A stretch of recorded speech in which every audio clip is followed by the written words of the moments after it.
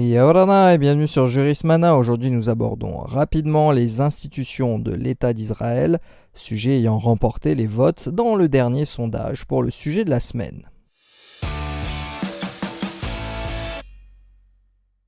En l'absence de constitution écrite depuis 1949, Israël s'est toutefois doté des institutions nécessaires à son fonctionnement.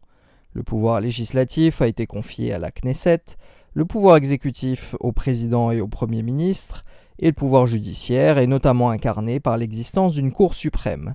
C'est un régime parlementaire classique. La Knesset est le parlement monocaméral de l'État d'Israël, siégeant à Jérusalem.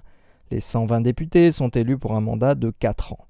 Le système électoral est largement à la proportionnelle, ce qui entraîne une grande multiplication des partis et une forte instabilité politique.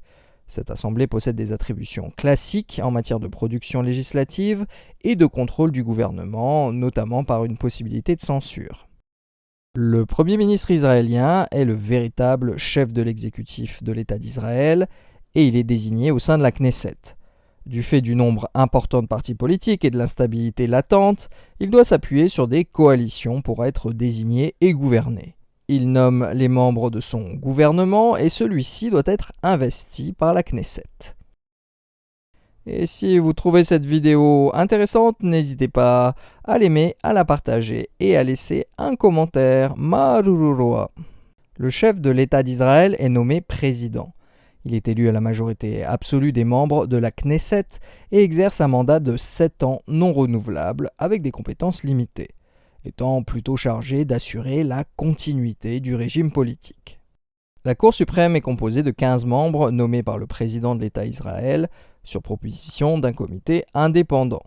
Cour juridictionnelle et constitutionnelle, elle a construit une jurisprudence qui lui a permis d'instaurer un véritable contrôle de constitutionnalité, même en l'absence de constitution écrite.